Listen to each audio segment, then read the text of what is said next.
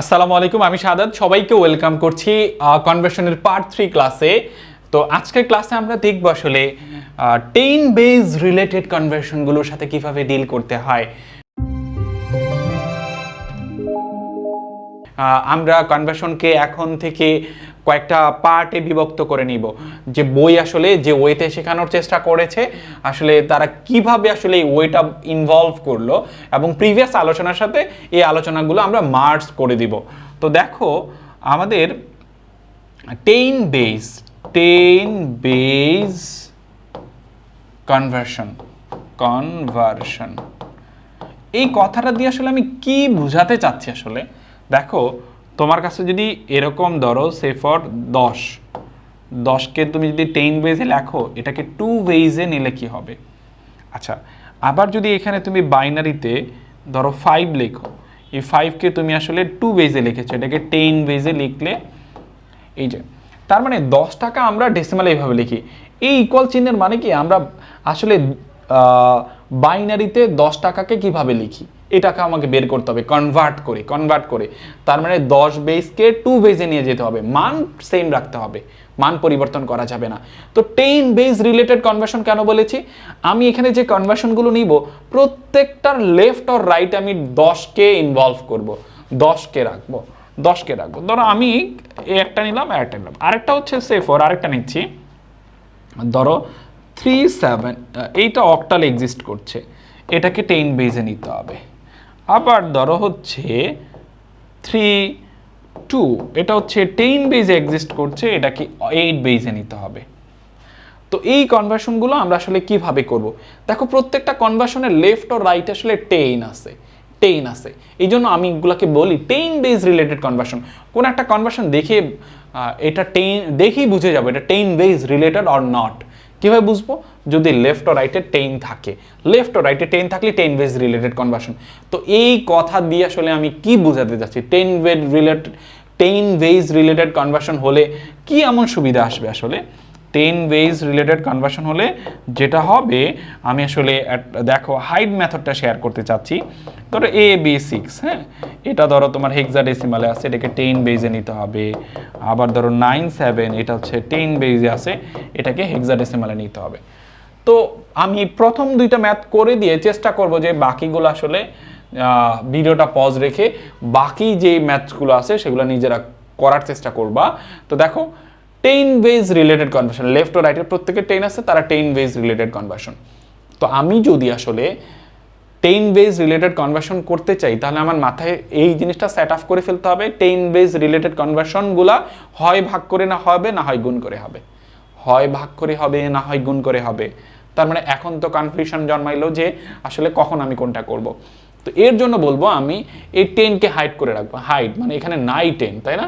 এবার হাইড করা, এই যে হাইড করা মানে হচ্ছে আসলে ধরো এখানে 10 নাই, ধরো সেফর 10 নাই, হাইড করে রাখলাম। এবার হাইড করে রাখলাম, তাই না? এবার হাত দিয়ে হাইড করে রাখলাম।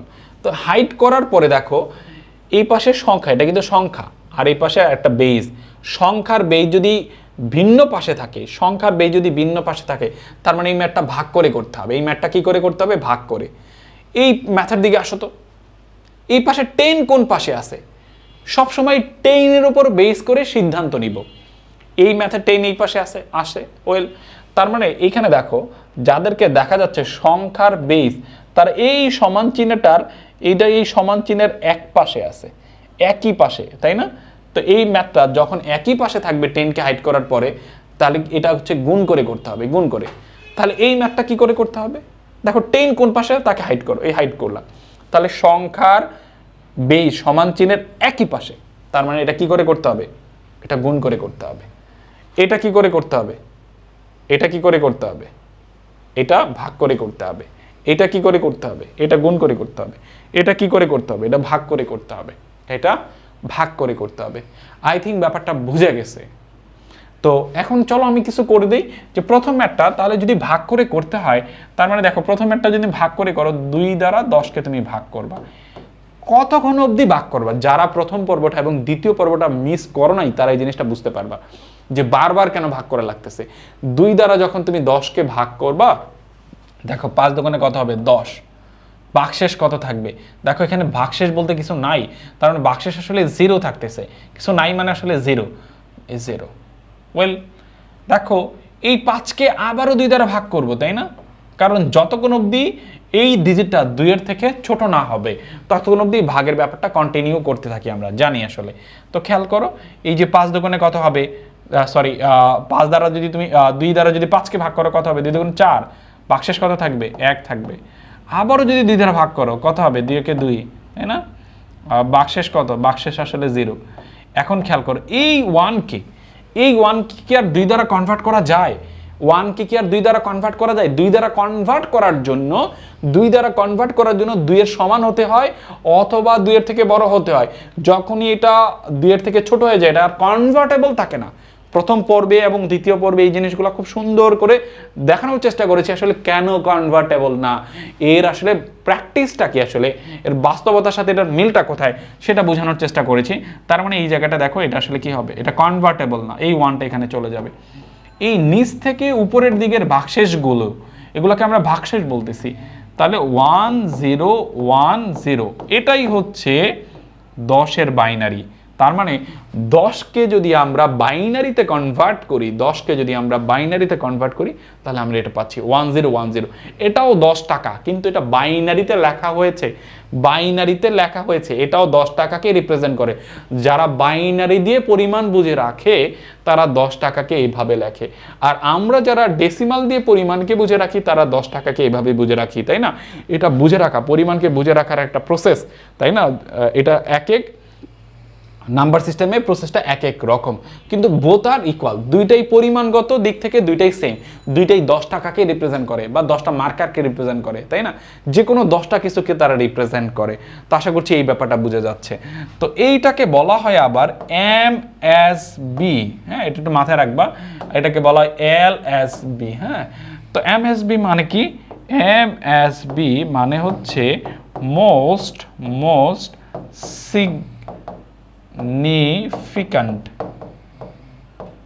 significant bit, আর LSB মানে হচ্ছে লিস্ট সিগনিফিক্যান্ট বিট। তো মোস্ট আর লিস্ট সিগনিফিক্যান্ট বিট মানেটা কি আসলে? মানেটা হচ্ছে দেখো স্থানীয় মানের উপর বেস করে, এর একক, তাই না, এটা দ্বিত্বক, চতুর্থক, অষ্টক, স্থানীয় মানের উপর ভিত্তি করে কার পজিশন সবচেয়ে বড়, কোন 1-এর বা কোন 0। দেখো এই পাশে যেটা আছে এই পজিশনের স্থানীয় মান সবচেয়ে বেশি, তাই এটাকে বলা হয় মোস্ট সিগনিফিক্যান্ট বিট। আর এটার স্থানীয় মান সবচেয়ে ছোট, তাই এটাকে বলা হয় লিস্ট সিগনিফিক্যান্ট বিট। তার মানে হচ্ছে স্থানীয় মানের উপর বেস করে এগুলোকে আমরা most and least significant bit বলে থাকি। তো আর কিছু ক্ষেত্রে দেখবা মোস্ট সিগনিফিক্যান্ট ডিজিট বলে, বাইনারি ছাড়া অন্য কিছু হলে এগুলোকে ডিজিট বলে, কারণ বাইনারির প্রত্যেকটা সিঙ্গেল ডিজিটকে আমরা কি বলি? বিট। আর বাইনারি ছাড়া যদি অন্য কিছু হয়ে থাকে এই পাশে ভাগশেষ, তখন আমরা সেটাকে বলি মোস্ট সিগনিফিক্যান্ট ডিজিট। ওয়েল, তো এখন খেয়াল করো এই যে জিনিসটা আমরা করলাম এটাই আসলে হয়ে গেল 10 বেস থাকলে কিভাবে বাইনারিতে কনভার্ট করব। তো এই নিয়ে আশা করি কোনো কনফিউশন নাই। আর অবশ্যই এটা মাথায় রাখবো, সবসময় কি করব, MSB থেকে LSBর দিকে লিখবো। কথাটা খুব গুরুত্বপূর্ণ। MSB থেকে বাক্সেসগুলোকে কিভাবে সাজাবো, MSB থেকে LSBর দিকে সাজাবো। তো আশা করছি আমাদের যে সেকেন্ড যে ম্যাথটা সেটাও আসলে আমরা করতে পারবো। এখানে কেন বারবার ভাগ করা লাগছে এইটা আসলে প্রথম পর্ব দেখলেই বোঝা যাবে। এটা আমরা বিচ্ছিন্নভাবে করতাম, ওইটা কি আসলে একটা ম্যাথ বানানো হয়েছে একই সাথে করে, এই বারবার ভাগ করার যে প্রসেসটা। আচ্ছা, এখন যদি আমি জানতে চাই আসলে এইটা, এই যে 1 0, আমি যদি এখানে একটা ডিফারেন্ট কিছু করি, ধরো সে ফর, এখন যদি আমি বলি যে তোমাকে যদি বলি 1 0 1 0 1 0, এই যে জিনিসগুলো আছে এইটাকে আসলে তুমি 10 বেজে কনভার্ট করো, তাহলে তুমি কি করবা? তুমি দেখো 10 বেজে কনভার্ট করার জন্য তুমি কি করবা? 10 কোন পাশে আছে এই পাশে দেখবা, হাইড করে রাখছো। হাইড করার পরে সবসময় 10কে হাইড করে সিদ্ধান্ত নিবা। সংখ্যার চিহ্ন একই পাশে আছে, একই পাশে থাকলে কি করবা? গুণ করে দিবা। আচ্ছা, গুণ করার জন্য কি করতে হয়? পজিশন বসাতে হয়। পজিশন, গুণ করার জন্য পজিশনকে বসাতে হয়। তো পজিশন বসাও, তুমি যদি গুণ করার জন্য এইটা 0 নাম্বার পজিশনে আছে কাউন্টিং, এটা 1 নাম্বার পজিশন, এটা 2 নাম্বার পজিশন, এটা 3 নাম্বার পজিশন, এরপরে যদি আরও কিছু থাকতো তাহলে আমরা এভাবে পজিশন বসা যেতাম। তাহলে গুণ করার নিয়মটা কি? এই 2 দ্বারা এই 1কে গুণ করবা। এই 1 এর পজিশন কত? 3, এটা বেইজের পাওয়ার আকারে থাকবে, এখানে যে থাকবে তার পাওয়ার আকারে। এখানে এখন যেহেতু 2 আছে, 2 এর পাওয়ার আকারে থাকবে, তাই না? কোনো ক্ষেত্রে 5 থাকতে পারে, কোনো ম্যাথে 6 থাকতে পারে, তাই না? এইখানে দেখো এর শেষ একটা ডিজিট থেকে আরেকটা ডিজিটে গেলে যোগ চিহ্ন ব্যবহার করব, কারণ আমরা 10 বেজে যাচ্ছি, মানে মোট টাকার পরিমাণ বের করছি। তোমার মনে আছে প্রথম পর্বে 2134 এর মানে কত টাকা ছিল? এই যে 2134 এর মানে কৃষকের কাছে কয় টাকা ছিল? তুমি কিন্তু বের করে রাখছিলা, এই যে 4 4 3 1 1 এগুলো মানে কত টাকা ছিল। তো সেটাই আসলে আমরা এখানে করছি। তো খেয়াল করো, এই যে 2 এর সাথে আমরা এই 0কে গুণ করব, 2 এর সাথে 0কে, এই 2 এর পজিশন কত হবে? 2 এর পজিশন হবে 2, আবারও যোগ চিহ্ন হবে, তাই না? একটা সংখ্যা থেকে যখন আরেকটা সংখ্যা যাব যোগ চিহ্ন, তাহলে 2 এর সাথে এই 1কে গুণ করব, 2 এর সাথে এই 1কে গুণ করব, এই 1 এর পজিশন হবে 1, আবারও যোগ চিহ্ন, 2 এর সাথে কি করব? এই 0কে গুণ করব, তাই না? এইটার পজিশন কত? 0, তাই না? এই তো। তো এখন খেয়াল করে এটা কত হয়? এই যে এটা 8 হয়, এটা কত হয়? 0 হয়, এটা কত হয়? 2 হয়, এটা কত হয়? 2 টু দি পাওয়ার 0 মানে 1, 1 ইন্টু 0 মানে 0, এটা কত হয়? 10। দেখ, খেয়াল করেছো এই যে 10 কিসে আসলো? আসলে ডেসিমালে আসছে। এই 10 আসলে ডেসিমালে আসছে, এই 10 আসলে ডেসিমালে আসছে, 10 আসলে ডেসিমালে আসছে। তো দেখো, তুমি বাইনারিতে 10 এভাবে লিখলে ডেসিমালে কিভাবে লিখবো? এই যেভাবে। এই যে করার মেথডটা, এটাই আমরা আসলে একটা ম্যাথামেটিক্যাল ওয়েতে করলাম। তার মানে অন্য বেস থেকে 10 বেজে যাওয়া মানে এখানে মোট কত টাকা আছে এটা বের করা, আসলে মোট কত টাকা এখানে আছে এটা বের করা, তাই না? তো এটা আসলে কি বোঝায়? এটা আসলে সেই সিস্টেমটাকে বোঝায় আমি দ্বিতীয় পর্বে যেটা আলোচনা করেছি, প্রতি 2টা মিলে অন্য কিছুতে কনভার্ট করতে হয়, তাই না? তারপরে যদি আমি জানতে চাই ওই যাদেরকে কনভার্ট করলাম ওইখানে কয় টাকা আছে সেটা বের করার এই যে প্রসেস, এটা। তো এই চিহ্নগুলো কোথা থেকে আসছে তোমার কি মনে পড়ে? সেই 5 বেজের সেই কথা আশা করছি মনে পড়ে। তো আমি একটু দেখানোর চেষ্টা করি সেই 5 বেজের সেই কথাগুলো কি ছিল আসলে। খেয়াল করো সেই 5 বেজের সেই কথাগুলো কি ছিল। এই দেখো, তোমার আশা করছি মনে পড়ছে। এই যে রূপান্তরের সেই যে গম, আলু, পটল, তারপর হচ্ছে এখানে আমরা কত টাকা এগুলো বের করেছিলাম, তাই না? ওই পর্বগুলোতে আমরা এইগুলো আলোচনা করেছিলাম। তো আশা করছি এই ব্যাপার নিয়ে কনফিউশন নেই। এই যে দেখো, এই যে এখানে এই যে এটা, এই যে 0টা, এই যে 1, এই যে 2, এই যে 3, এই জিনিসগুলা কি আসলে এই পজিশনে বসানো হচ্ছে? ওই যে গুণ করার সময় এই পজিশনে বসানো হচ্ছে 0 1 2 3, এই জিনিসগুলা কি আসলে আমরা শর্টলি করার জন্য, এই লাইনটা দেখো আমরা অনেক পরে নিয়ে আসছিলাম, এই জিনিসটা দিয়ে তারা একটা ম্যাথমেটিক্স ইন্ট্রোডিউস করার জন্য এই 0 1 2 3 এইগুলাকে তারা এখানে একটা সিকোয়েন্স নাম্বার বসায় নিয়েছে, তাই না? যারা এই পর্বটার সাথে এই পর্বটা মিলাতে পারবা আসলে তারা ম্যাথসগুলো করে অ্যাকচুয়ালি টেস্ট পাবা। তো আশা করছি যে বুঝতে পারছো যে এই কোথা থেকে এই 0 এই সিকোয়েন্স নাম্বারটা তারা কোথায় থেকে নিছে, কোথায় থেকে এই সিকোয়েন্স নাম্বারগুলো নিছে, কেন এগুলো বসানো হয়। আসলে প্রথম পর্বটা দেখলে সব ক্লিয়ার জলের মতো করে। আশা করছি প্রথম পর্ব কারো মিস করা ঠিক হবে না, প্রত্যেকেই দেখে নিবে আসলে এই 0 1 3 4 এগুলো কোথা থেকে আসছে, তাই না? এগুলো বসাই নিলে আমাদের ম্যাথমেটিক্সটা অনেক ইজি অ্যান্ড সিম্পল হয়ে যায়, তাই না? তখন আমরা সরাসরি গুণ করে রেজাল্টটা প্রডিউস করতে পারি। কিন্তু যখন আমরা ওই গল্পের মাধ্যমে জিনিসটাকে ডিসক্রাইব করেছিলাম, এই যে এই পাওয়ারগুলো কিন্তু অনেক পরে আসছিল। তো আশা করছি এই জিনিস নিয়ে কোনো সমস্যা নাই। এখন হোপফুলি আমি আশা করতে পারি যে এই প্রত্যেকটা ম্যাথ তোমরা করতে পারবা, করে করে আসলে জিনিসগুলোর একটা ফিডব্যাক দিবা।